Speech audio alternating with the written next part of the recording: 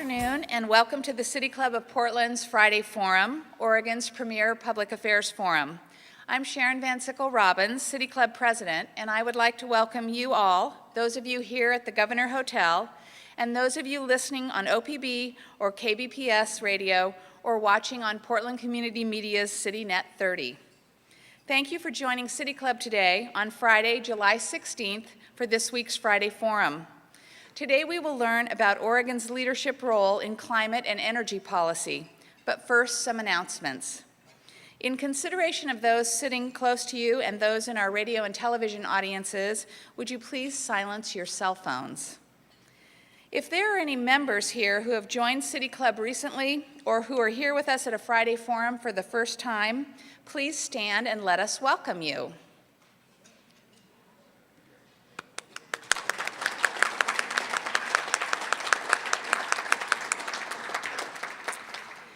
As always, we offer our appreciation to those whose generous financial backing makes our time-honored City Club luncheons possible. Please join me in offering an appreciative round of applause to the Don Sterling City Club Fund and the Goldie Family Designated Fund, both of the Oregon Community Foundation. We greatly appreciate your support.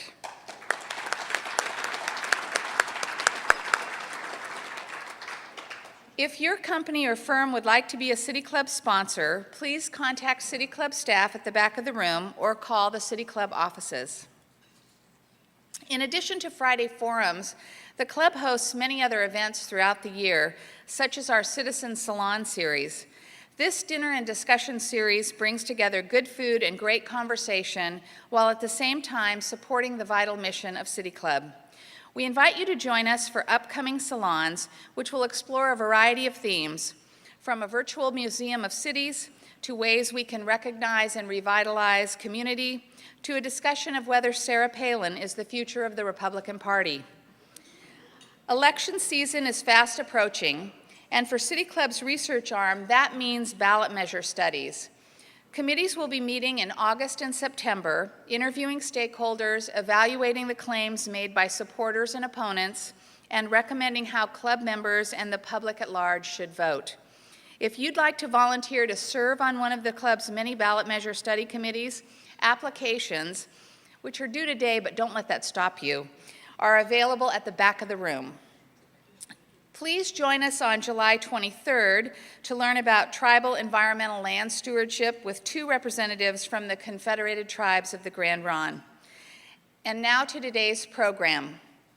Since 1983, when the Northwest Power and Conservation Council completed its first Northwest Power Plan, our region's investments in energy efficiency have reduced our electricity use by 3,900 average megawatts.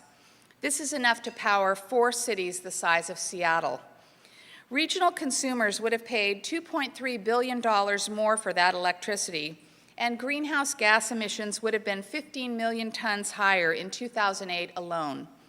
Today, our two speakers will discuss the benefits of aggressively promoting cost-effective energy efficiency. Since 1982, Tom Eckman has been the conservation manager for the Northwest Power and Conservation Council. Some of his responsibilities include assessing the energy efficiency potential in the Pacific Northwest region and generating a regional plan for the development of energy efficiency. Tom also helps regional energy entities, such as the Bonneville Power Administration, to evaluate energy efficiency programs and integrate them into their planning. He has received numerous awards for his work, including the Northwest Energy Coalition's 2008 Headwaters Award. Margie Harris, today's second speaker, was the first permanent staff member at the Energy Trust of Oregon. Since 2001, she has helped build Energy Trust, which is an independent nonprofit dedicated to helping Oregonians benefit from saving energy, into an organization serving 1.4 million area residents. Margie helped craft Oregon's first energy conservation legislation while working at the Oregon Department of Energy in the 1970s, and helped establish the City of Portland's first energy policies and programs, including formation of Portland Energy Conservation Incorporated. And now, please help me welcome today's first speaker, Tom Eckman.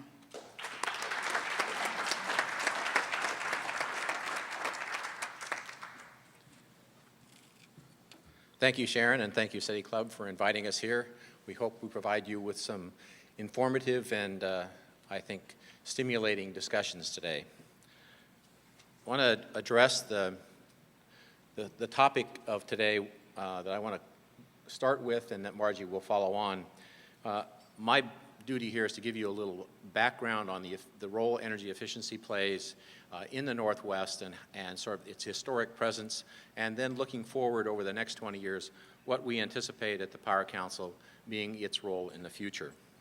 Specifically, I want to address the recommendations in the Northwest, the 6th Northwest Power Plan. As was mentioned, we published our first one in 1983. We just adopted the most recent one in 2010 in February. So let me go through a little bit of history first to bring you up to date, and then we'll talk about the future. I want to start by going back well over 30 years to 1977. Some of you may remember Jimmy Carter sitting around the living room with a fireplace roaring in the background, cardigan sweater on. Margie tells me it was blue. We didn't have color TV, so I don't know. Referring to the challenge facing us as a result of the second oil crisis in that year of the moral equivalent of war, that we had to seize the moment to challenge ourselves to develop resources necessary to have energy independence. Sitting there in that comfy sweater by the fire, he did great damage to the image of conservation because he referred to the need to sacrifice in order to make our way through, as opposed to building more efficiency. So his meaning of energy efficiency, his meaning for conservation was sitting in a dark house drinking warm beer. And that is not the conversation that we need to have going forward. So 3.5 years later, President Carter, then in his last year of service, signed into law, December 5th, 1980, the Northwest Power and Conservation Act. And he turned the corner in terms of enlightenment, and conservation became energy efficiency, and it was sitting in a well-lit, insulated house drinking cold beer. And so in 3.5 years, he'd moved quite far from one pole to the other. Luckily for us, shortly thereafter, 2.5 years after Mr. Carter signed that into law, we published our first plan, which called for and challenged the region to develop energy efficiency in a significant way so that over the course of the following 20 years, so 1984, 85 through 2002 or 3, that we would use energy efficiency to meet between 30 and 60% of the region's electrical load growth. Well, if we fast forward to 20 years from then, to 2002, it turns out we did. About 50% of our load growth since 1983 has been met by energy efficiency. And we can thank that Mr. Carter. And I think as a consequence of that enlightenment and change, in October of that same year, 2002, he received the Nobel Prize, obviously for his enlightened energy policies. So let's turn now to what has happened. We've had, since 1978, when we began recording, we went back to, when we first got established, we went back and started looking at how much conservation had been booked by utilities. We've been tracking the annual performance of utility investments in energy efficiency. And I must say, for the first 20 years of that period, from 1978 to 1998, 1999, it was Mr. Toad's wild ride. And for those of you who have kids or grandkids, and you've been to Disneyland, you know that that's a fairly rigorous ride for a 4-year-old, not so much for the adults, but it goes up and down. We've gone from periods where we went in one year where the utilities invested $140 million, and the following year they invested $40 million. And that provoked my phrase, Mr. Toad's wild ride, because it's been very much a merry-go-round, sort of like the stock market lately, of progression of utility performance on energy efficiency. Then the Northwest and the West Coast experienced the energy crisis of 2000, 2001. And since that time, we have been on the longest sustained energy efficiency ride Mr. Toad has ever seen. Since 2001, we've booked almost 1,400 average megawatts of energy efficiency in an 8-year period, which is a phenomenal record compared to the fact that we'd taken almost 15 years or 20 years to develop the same amount before that. So with all those ups and downs. Let me give you a summary of where we are. Since the mid-'70s, late '70s, when sort of the coneheads were on Saturday Night Live walking around talking about mass quantities of beer, my favorite topic at the moment, I guess, because it's a hot summer afternoon, we've saved from the utility programs alone 2,400 average megawatts. Now, I'll give you a scale for that in a moment. In addition to that, through improvements in our state code in Oregon and the state codes in Washington, Idaho, and Montana, we've added another 730 megawatts of savings through improvements in new building construction. On top of that, the federal government, starting in 1987, began regulating the efficiency of appliances like clothes washers, refrigerators, dishwashers, electric motors, and they have aggressively begun to pursue that.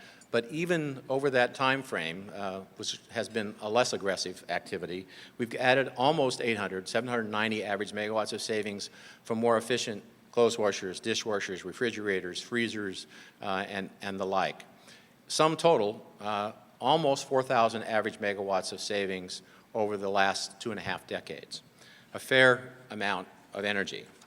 To give you some scale, as was said earlier, it's enough to make 4 Seattles light up. But to give you a little more broader geography, it's enough to power the entire state of Idaho and western Montana and the cities of Tacoma, Ashland, Centralia, and Ellensburg for a year. That is, we're meeting with energy efficiency the needs of all of the state of Idaho, all of western Montana, and those 4 cities through energy efficiency today. That's some accomplishment. We met, as I said earlier, the Council's plan from 1983 to achieve somewhere between 30 and 60% of load growth with energy efficiency. And we got around 52% over that time frame. Energy efficiency is now the region's 3rd largest resource after hydro and coal, and gaining on coal because it's not growing and energy efficiency is. Energy efficiency has been wonderful for the economy and for the consumer's pocketbook. During the period from 1998 to 2008, we looked at what the market price for power was in the West Coast, and it was about $53 a megawatt hour. That's 5.3 cents a kilowatt hour. The energy efficiency we booked during that same period of time cost us less than a penny and a half, 3 times less than the cost of power in the open market. A great buy for utilities, and it's why we saved $2.3 billion in consumer bills for electricity in 2008. That's about $160 per average residence per year. Pretty decent savings and return on investment. The 15 million tons, as was mentioned, of offset for carbon is also a great benefit because it makes meeting our future targets even more attainable. So what's next? 2004, December, we published our 5th plan at the Council. It set forth a target for the region, a 5-year period of 700 average megawatts. The utilities, the Energy Trust, and Bonneville just kicked the bejeebies out of that target. They have exceeded it by 30%. They did in 4 years what we thought might take 5 years to do. So we've got almost 1,000 megawatts of savings booked instead of 700 over that 5-year period. So going forward, we're well positioned to move to even expanded targets. When we looked at what's available, still mass quantities, according to the cone heads, 6,000 average megawatts of resource are available at a price less than new generation. Can we afford to go get that? Should we go get that? Well, the advantage of that is it's really cheap.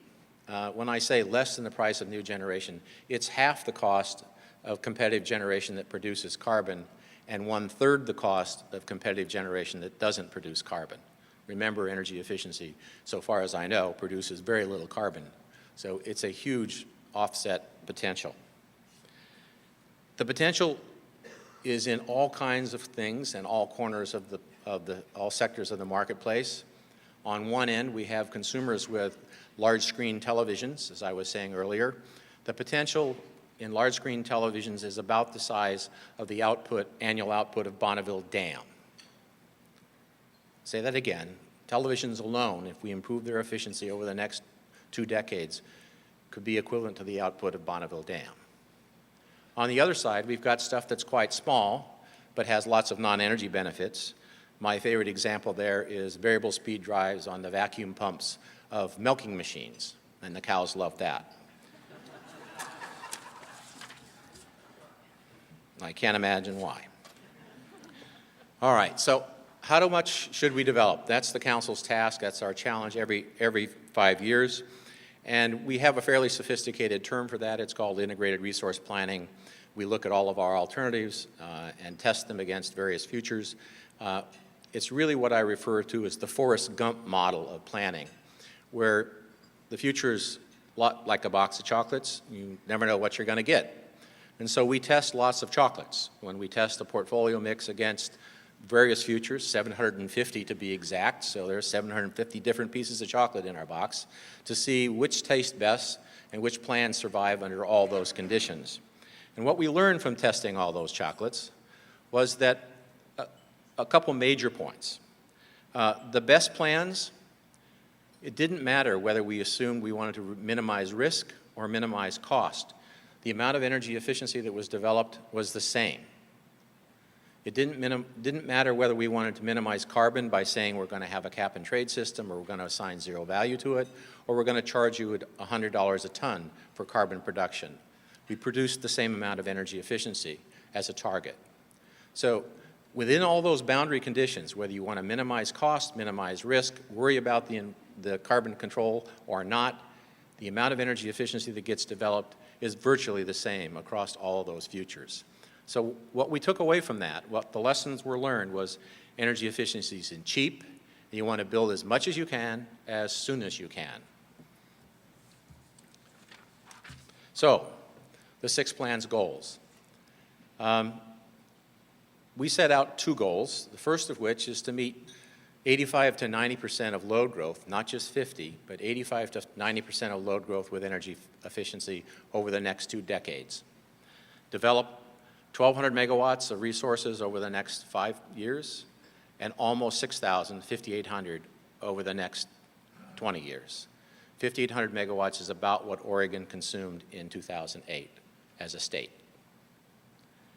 We want to meet, in addition to that, 22% of our load growth with renewable energy that doesn't produce carbon. That would mean adding on the order of 4,500 megawatts of capacity, about 1,500 megawatts of new wind energy resources in this region to supplement the conservation resources that we're going to develop first. The combined of that produces a net reduction in energy growth. The mathematically inclined say if you add 90 and 22, you meet more than 100% of growth. That's correct. The reason we need to do that is because 85% of our carbon comes from 15% of our production, which is from coal. And if we can't get rid of that coal, we can't reduce our carbon footprint. And the only way to reduce the use of existing resources is to supplant them with new ones that don't produce carbon. And the only way affordably to do that is to have the baseline development of energy efficiency carrying the bulk of the load. The 6th plan, if we attain it, will reduce our carbon footprint, the power system's carbon footprint, to 15% below 1990 levels by 2020. It will also require, in order to achieve that, a fair amount of money. We need to increase our investments in energy efficiency from 2 to 3 times what they were last year by the end of this decade, well, by 2015. It will require on the order of an increase from about 2% of regional revenues dedicated to energy efficiency to something like 5 to 6% to make that happen. We spend billions on electricity. 5 to 6% turns out to be about $1 billion per year on energy efficiency, which is what, by the way, California is spending now. They are 3 times larger than we are, so that's probably why. It will require broad-based participation by citizens across the region, by government, by industry, by business. We can't get there without everybody participating and taking active involvement. But I want to say that the region has never been better positioned to do this. We've done it before. We've had this great run since 2000 of developing energy efficiency in a growing quantity. 2008, we developed 235 average megawatts in 1 year. It was a record. We were up from about 150 the prior year. enormous growth in 1 year, and we're sustaining that over the 2009 through 2015 time period. The magnitude of the investment's big, but we have supplemental funding in the near term from the Recovery Act. So in the near term, we've got some help to get that off the ground. There also are significant updates to state codes and to federal standards coming down the pike that will aid and abet our process. Recently, the Secretary of Energy announced a new standard for electric water heaters and gas water heaters. That standard alone will save 200 megawatts of electricity over the next 2 decades. One standard. Others have equal potential. Refrigerators, clothes washers, dryers, room air conditioners, central air conditioners, heat pumps, all are on the docket for improvement in the next 3 years. Bonneville, for the public utilities, is implementing a tiered rate signal for their customers, so that will improve their signal to do the right thing. And we have a state initiative in Washington, Initiative 937, which requires the largest utilities in that state, ones with 25,000 customers, to acquire all cost-effective conservation beginning this year. And most large utilities, and the Energy Trust, and Margie will talk to this later, have already incorporated this target into their planning and budgeting. And so we're well positioned because those budgets are already available to go after that resource. But before I turn the podium over to Margie and let her give you much detail on how that's going to happen, I want to just talk a moment about sustaining a legacy. Back in 1932, Franklin Roosevelt challenged, sort of in the midst of the Great Depression, this region in the country to develop the resource of the Columbia River system, the hydropower resource. And over the next 50 years, at some cost to the native tribes and fisheries, we developed that resource into a world-class generating system. Half of this region's power comes from that system still. Now, we're sort of coming out, I hope, of the Great Recession. And I want to present a little challenge to you in looking from Roosevelt's eyes. The goal of the Sixth Plan at its core is to stretch that resource, to stretch the river. Let's put it in context. If we meet our goal of achieving the energy efficiency targets in the Sixth Plan, by 2015, we will have replicated Bonneville, McNary, and Rocky Reach dams in terms of firm energy output. By 2020, we have added to that the Dalles and Chief Joseph. By the time we get to 2030, we'll have replicated the 7 largest hydro projects in the Northwest system. We will have added to Bonneville, John Day, McNary, the Dalles, Chief Joseph, Grand Coulee, and Rocky Reach. By the time 50 years have passed, if we add what we've done in the first, since 1978, we will have created and stretched the river's 30 largest projects by double their quantities. That is, of the federal hydro system, 85% of it will be duplicated by energy efficiency. We have, for the next generations, future generations, stretched the river and its benefits for us all without creating any damage to fisheries, without creating any carbon, by creating a bunch of jobs, without harming fish or fowl, without harming the Native American peoples or cultures. That is a stretch goal I think we'd all like to sign up for. Thank you very much.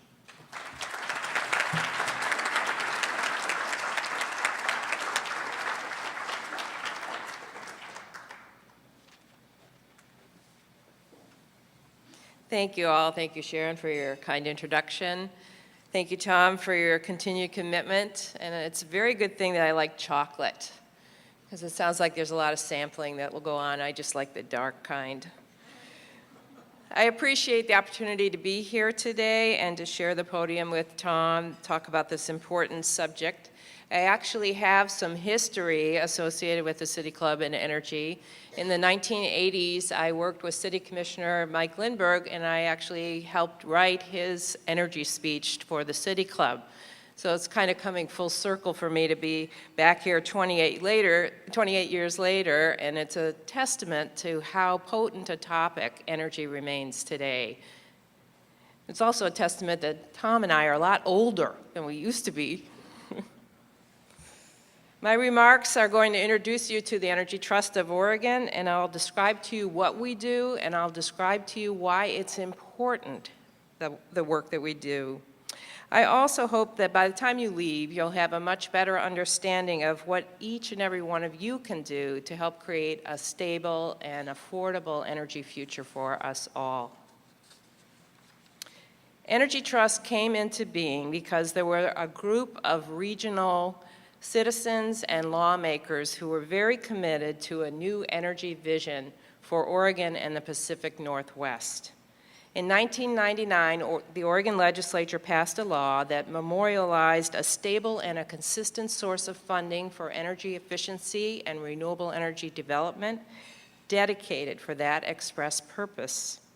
The law also gave the Public Utility Commission in Oregon the choice of forming a new nonprofit entity, an independent organization whose sole purpose and mission would be to invest in energy efficiency and renewable energy development to benefit ratepayers of then 2 electric companies, PGE, Portland General Electric, and Pacific Power. That new organization evolved into the Energy Trust of Oregon. Over time, the Oregon Public Utility Commission has expanded our areas of responsibility, and we now are providing the services to Northwest Natural customers in Oregon and in Southwest Washington, and we're serving Cascade Natural Gas customers.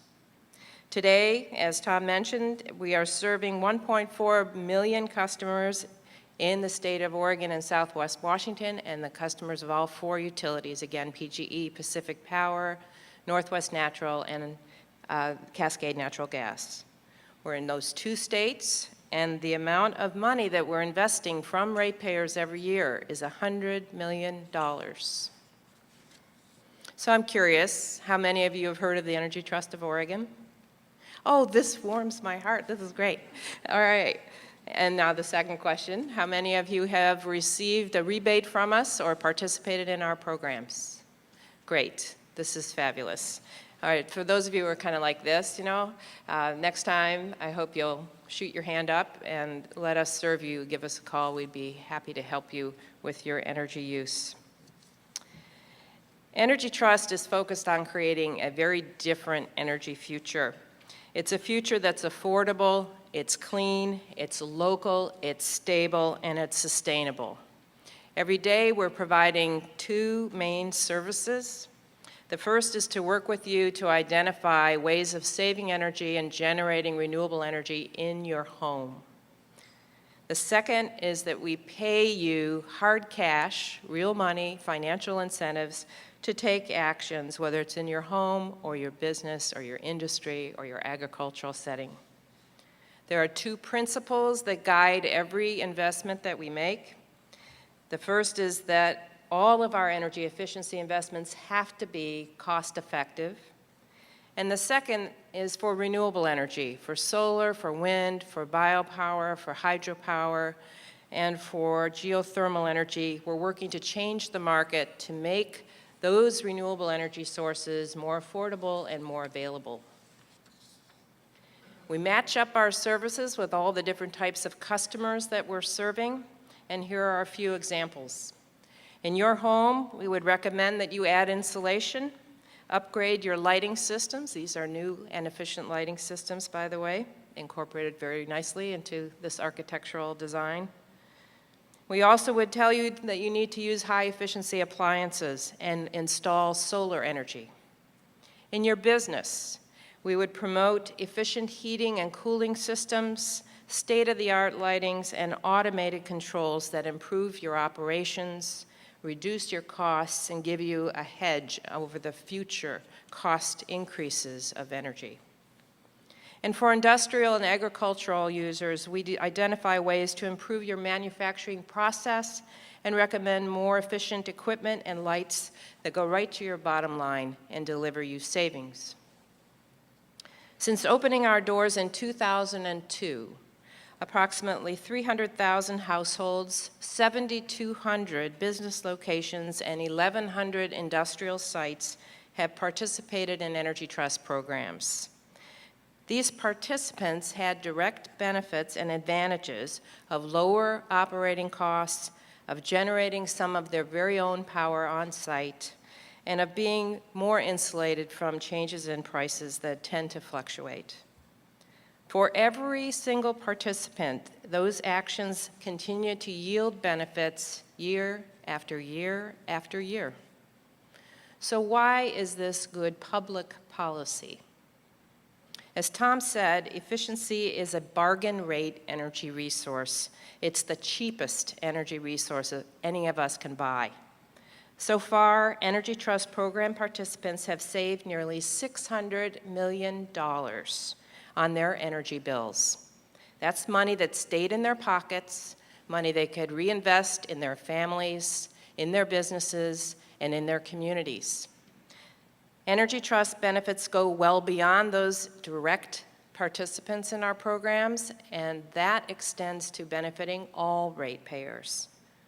For every dollar that we invest, we leverage and deliver benefits worth $4 to every utility ratepayer. That's a 1-to-4 ratio. I wish we were getting that return on other investments in our economy today. And that adds up. Because of the energy efficiency investments we've made to date, all utility ratepayers avoid paying approximately $1.1 billion in energy costs now and well into the future. That's $1.1 billion that we did not have to spend on fuel, on generation, on transport, on storage, or on delivery of energy. All because we chose a different path. We chose instead to purchase the equivalent amount of energy from energy efficiency savings. Such a deal. And we're on our way to harvesting another $1 billion in ratepayer savings over the next 5 years. So I think that's very good public policy.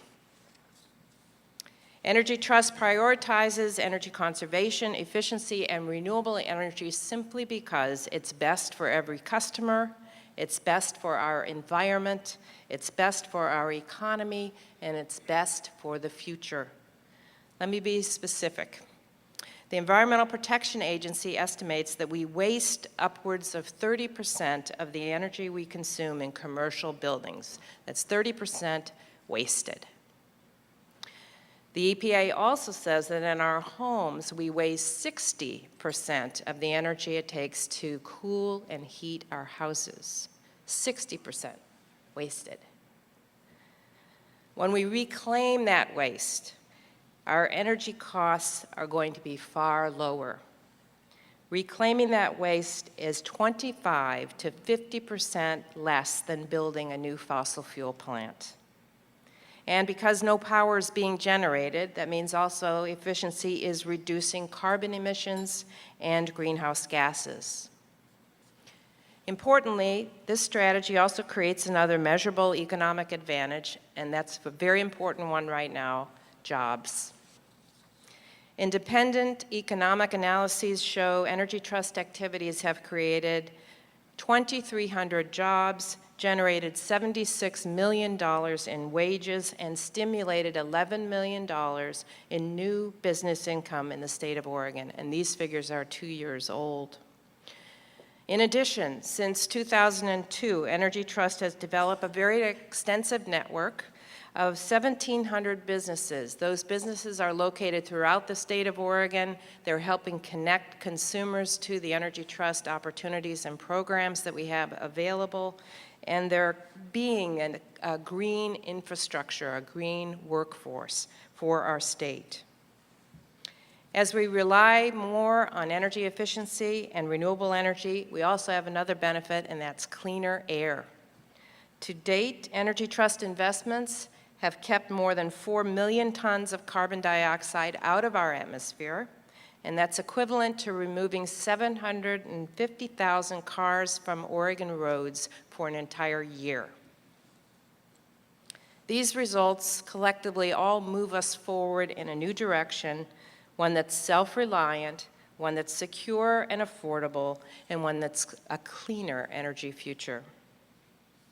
Looking forward, Energy Trust has ambitious goals to continue to provide these types of benefits. And like many of you, we have been impacted also by the current condition of our economy. So we've had to adapt and diversify what our strategies are. We're turning more to projects that emphasize low capital requirements for our customers because capital is very limited right now. So quick return projects like lighting are what we're promoting. We're teaching facility managers how to maximize their equipment through operations and maintenance improvements. We're gathering together industrial customers to exchange information about how they changed their behavior and use their energy management systems even better.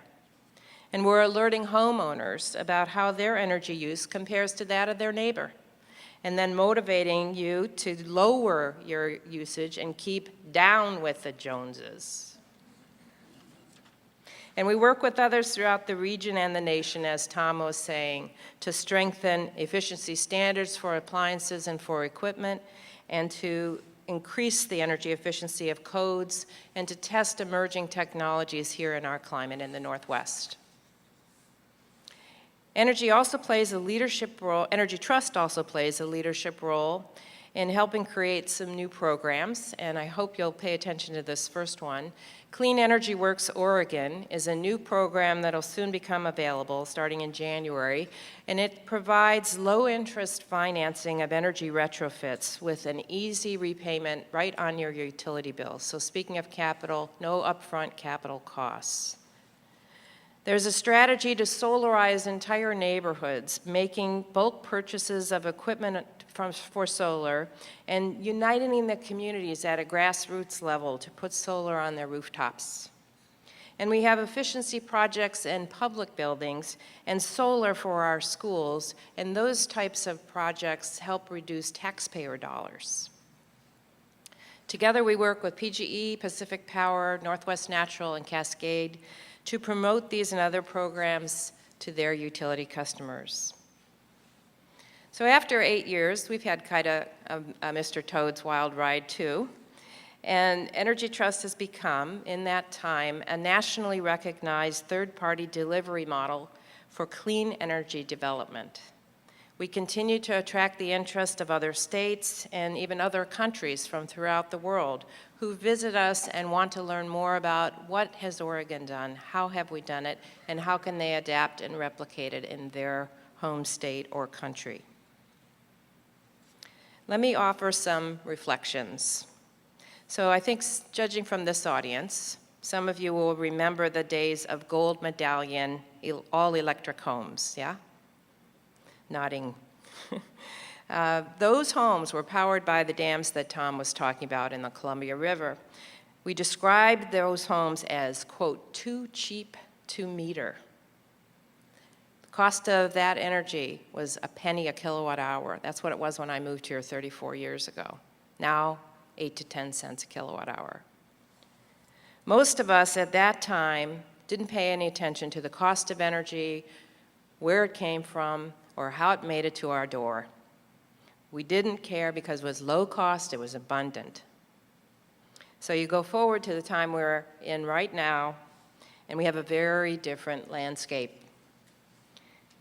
We use significantly more energy to power our daily lives today. We've become increasingly curious about how our energy is produced and what it costs us. We express concern about the corresponding environmental impacts of energy production, especially on our fish and wildlife. We worry about carbon emissions, climate change, and the legacy we are leaving for the next generation. We debate about peak oil, domestic production, the merits of oil shale, the need for new pipelines, carbon sequestration technology, and the role of small nuclear plants. And perhaps that's why we are so captivated by the television images of an oil spill so horrific that we cannot even begin to understand its long-term costs and effects. I certainly hope the paper's right and that they got a cap on that today. More people are working to change that picture that you see on television. and to bring another picture into focus. In our state, citizens and policymakers are working to capitalize on Oregon's solar energy resource, which you may not realize is greater than Germany, the world's leader. We're building the largest wind farm in the Columbia River Gorge.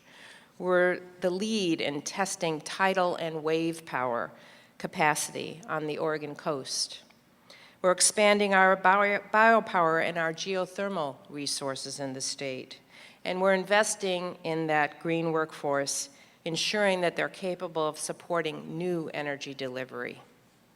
The best option is to capture all the efficiency we can, as quickly as we can. On a geopolitical scale, few subjects have a broader or more far-reaching impact on our foreign relations, our economy, our ecosystem, our climate, and our very quality of life than energy. That's what's kept it so interesting to people like Tom and me for all these years. Energy is a major ingredient for life. It's a basic need and a necessity. How well we transition to a greener, cleaner, and more diversified way of meeting our energy needs matters greatly to us all. The very word energy is interesting. It stems from the Greek word for work. Over the last 30 years, we have done a lot of good work in energy efficiency and in renewable energy development. Much of that work, however, needs to be done, and we have far less time, in my opinion, to complete it. Perhaps you've heard this African proverb: if you want to go quickly, you go alone. If you want to go far, go together. I agree with others who say we have to go far and quickly. I hope you will join me in furthering this important work, doing it together and doing it quickly. Thank you so much.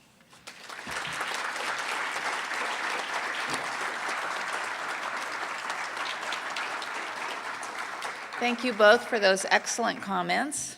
The first question for our speaker, as always, will be from our Friday Forum host, and our host today is Ken Ray. Ken is a Senior Public Affairs Coordinator at Metro. A Portland native, he joined City Club in 2001 and has participated in the club's New Leaders Council, the Friday Forum Committee, and was a member of a ballot measure study committee. He's also one of our newest board members. Ken? Well, thank you, Tom and Margie, for that very informative and illuminating presentation. 3 weeks ago, Governor Kulongoski stood behind this podium and challenged the state of Oregon to rethink how it invests in essential public services and how it delivers those public services. This morning in the Oregonian, we saw an article describing recent actions taken by the Oregon Department of Energy to curtail a tax credit that supports the residential development of solar energy. So for a moment, I want you to put yourself in the shoes of Oregon legislators who have very difficult choices to make in the upcoming biennium in terms of which very valuable state programs they will protect and which ones they can no longer afford to provide. Now, I realize that much of the Energy Trust's programs are provided by ratepayers, not by general income taxes, but of the existing investments that we already make in energy efficiency in Oregon, as well as in alternate energy generation, which investments are the most critical for the legislature and the state to sustain in the next biennium, and which investments might be better provided either by energy companies or by energy users? I think this one's for me. There's a little irony in all this because I worked for the state at the time the tax credits were being developed, and come kind of full circle on that score also. I think that this is a very challenging time for the state. $2.5 billion shortfall is not anything that's going to be easy to address. What I would hope is that the Oregon Department of Energy, working together with us and other members of the marketplace, will look hard at which tax credits are worthy of preservation, which markets need that type of assistance in order to sustain themselves, and use a scalpel rather than an axe to address the revenue issues within the tax credits. For my own opinion is that there are certain markets that are a lot closer, a lot more ripe, and perhaps could withstand a lesser tax credit or no tax credit. Certainly the renewable side is changing in certain areas. Wind is near cost effective, and solar is dropping in cost by about 30% in this last year and a half. And those programs have different options available to them for investment and perhaps could sustain a gradual transition rather than a complete cut in tax credits. On the efficiency side, I'd like to see much more emphasis on emerging technologies, much more emphasis on where we need to grow our understanding and our installations. There are alternative ways of supporting energy efficiency that complement and could be chosen instead of tax credits, and those include financing. And they include financing, as mentioned, on utility bills, and they also may include larger scale investments that utilities use their capital for, assuming that we're not injuring other ratepayers and we're delivering benefit across the board to all ratepayers. So I think in light of our revenue situation, we have to explore carefully what other strategies would keep this market whole and not have the bottom cut out from under it. We will now take questions from the floor. Asking questions at Friday Forums is a privilege of City Club membership. Before asking your question, please identify yourself as a City Club member and ask your question in 30 seconds or less. If I flash this question mark card, it means please wrap up with your question. Thank you. Steve Novick, City Club member. Question for both of you, sort of a similar question. It's my understanding that currently the cost of solar power per kilowatt hour is dramatically higher than the cost of efficiency. Is there an argument that state and local government should focus their limited resources on efficiency, which is cheap and we know how to do, and that we should count on the federal government to invest in the Manhattan Project to explore new technologies and bring down the cost of solar? Or does solar still, even if expensive, need the prod from the local level? I'll take the first cut at that. I come from an organization that has a statutory directive to buy the cheapest thing first. So energy efficiency is clearly first in the queue in the plan. And as you say, even utility scale photovoltaic systems are significantly more expensive by a factor of 5 or 6 than energy efficiency. So for ratepayer dollars, the best investment clearly right now is the energy efficiency tract. As Margie said, the development of emerging technology, we'll never get the cost of that solar down if we don't invest in it in larger scale. So there's a trade-off between how big the investment needs to be and how fast we can draw economies of scale out of that marketplace. Whether it's the ability of the federal government to do that or the state government, probably they have clearly more money, but they also have more debt. So how that actually works out is in the long term is not clear to me. My conscience says we need to spend as little money as we can to get the energy future that we want, and that turns out to be efficiency first. But that doesn't get us the emerging technology development. Hi, Steve. Twice in 1 week I'm seeing you. I think there's another added dimension, which is we need both. We need energy efficiency and we need new generation. We need new generation that's distributed. That means it's local and it's on-site or near the site where it's being used. We need to reduce our distribution and transmission costs and our storage costs, all those things that added up to that $1.5 billion. So to me, that's not a mutually exclusive proposition. We need both of these. And we need to work with the industry to reduce the cost of delivery and installation on solar. And that has been happening, and that's attributable in part to why some of the costs have come down significantly in the last year. But these are technologies that are still new. I'm so thrilled that we've been able to drum up as many interested homeowners as we have and commercial installations as we have, but it's still not something that you go to your local hardware store and buy. So we need to invest in those technologies and demonstrate that they work, and we need to have unique ways of paying for it, like the feed-in tariff. Jim Zarin, City Club member. At the risk of asking you something outside of your normal bailiwick, when I think of energy, I think of the things you've talked about, power plants, electricity, building conservation, et cetera. But I also think of oil and I think of transportation, and I don't think I heard either one of you talk about that subject, which gets into the kind of vehicles we use, but it also gets into the land use and the way that we travel to get where we get and how we transport things. Did you, neither of you talk about it, if I'm right about that, because it's outside of your domains? Are you legally prohibited? Is it a matter of policy? Is it a matter of silos? Or what should we do about those issues? We clearly, in the development of the sixth plan, looking forward, did a sensitivity analysis on what the implications might be for the power system of having electric vehicles, which is one way to reduce that emissions. And it's eminently doable at the scale that we have envisioned to the extent that we might see 25% market share of those vehicles over a 20-year period, which is a fairly large, aggressive growth track for that. So we could do that. So we did look at that. The system can accommodate that and still do what I said, which is get the system carbon emissions down 15% below 2020 levels by then, or 1990 levels by 2020. So we didn't look at the transportation system's emissions and the impact of that, just that whether the power system could handle that transfer of load. City Club member and former commissioner of the Energy Facility Siting Council. We're fortunate to be sitting here in a beautifully lit room. Tremendous amount of light.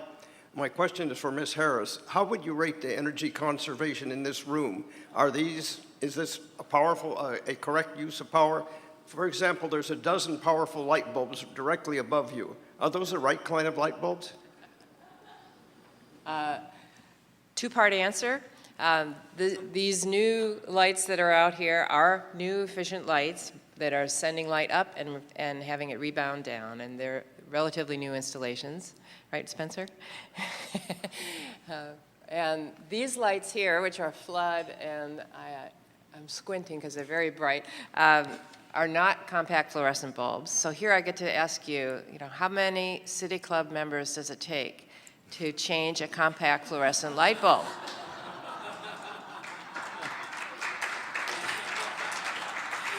And the answer is, all of you. So here's the starting place. Obviously, we're not done yet. Joe Sixtus, City Club member. I'm wondering if you could, I'm a little confused, or if you could clarify something for me. I've always understood that the Snake River dams don't produce a lot of electricity that we're generating in the Northwest, but have a significant impact on salmon and fish runs. And I'm just wondering, with all the gains in efficiency that the two of you have been talking about today, do those equate to the amount of power that's being generated from those dams, or is there an option of dam removal as efficiency gains continue to be made? The lower four dams on the Snake River produce just under 1,000 average megawatts of energy on an annual basis, which is 1/4 of what we've developed over the last 2.5 decades. So there's a scale for you. They produce enough to serve the city of Seattle, roughly, on an annual basis. There's a trade-off if we take those out. They're non-carbon producing, and what happens is it's sort of like a Jinja game where you pull one thing out and everything falls down. If you take those projects out, then something else comes in at the top of the stack to replace them. And in our model right now, what would come in to replace them would be largely renewable resources in the form of wind, which are sizably more expensive than those projects because they were built a long time ago and amortized. They do have these fisheries impacts that are significant and widely debated about whether there would be a benefit to removing them. I won't entertain that question because that's not my expertise, nor will I be able to settle it even if it was. So, But that said, we can take them out and replace them with renewable resources. Those resources are at least 10 times more expensive than those projects. So there's an economic choice to be made there. Eunice Noel Wagner, City Club member. I've had the pleasure to work with the Energy Trust. I really do appreciate the work that you do. And I didn't realize that my question was going to be set up for me by the person that spoke to before, but it has to do with light bulbs. I'm also the president of the Center of Design for an Aging Society. And as I look across the audience today, I don't see as many people with my color hair as would be typically attending a city club meeting. But my concern has to do with the quality of the light that you mentioned you're going into, and that's a very low expense way to bring down energy use. At the same time that we have this growing concern for energy reduction, we also have the growth of the aging population. And I'm here to tell you that the twisty, screw-in compact fluorescents don't work for older people. Does the Energy Trust have a plan? Will you look at a plan to try to, one, educate older people on energy efficient ways of reducing their energy use for lighting?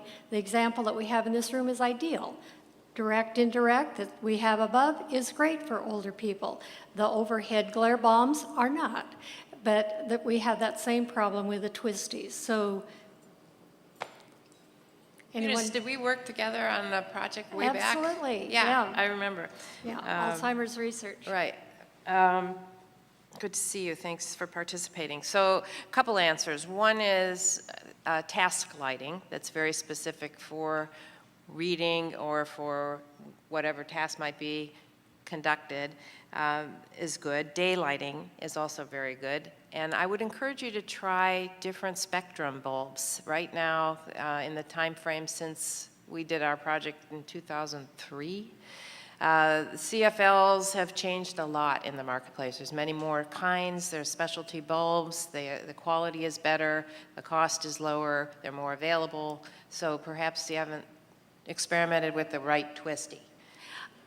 My question really has to do with light distribution. Mm-hmm. The long tube fluorescent is far better than the compact. And that is my question goes to education.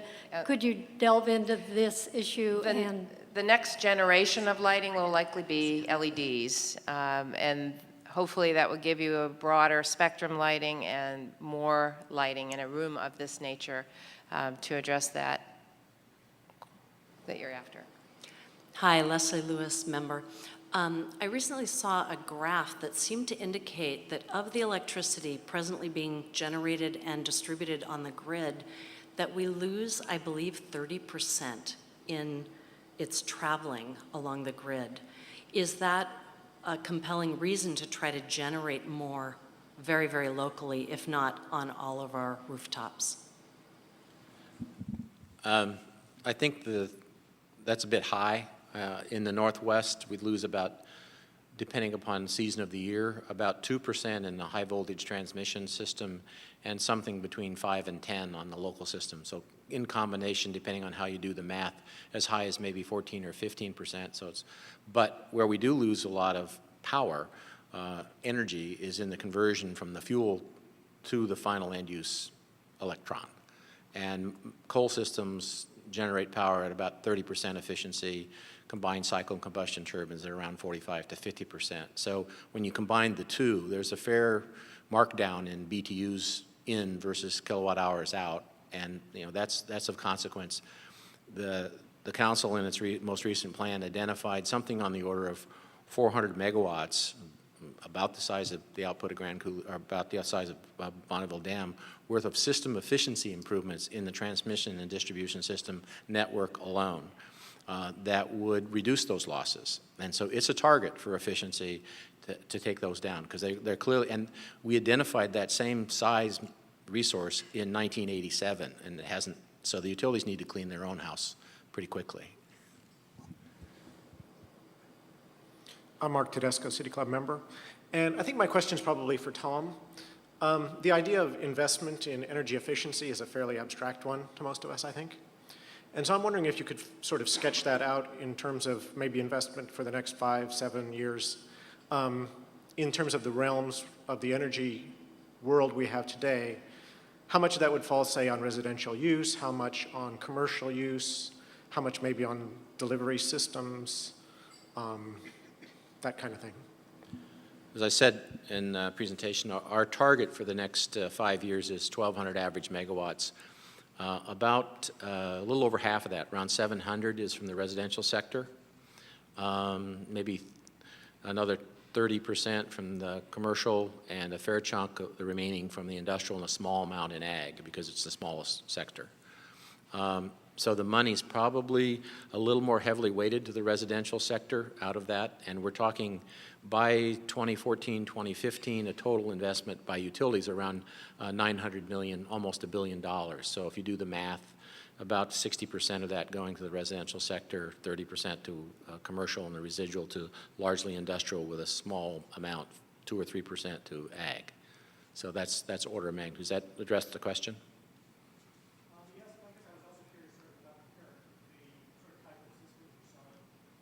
The kinds of measures that people might, the question is kinds of systems or measures that people may be investing in?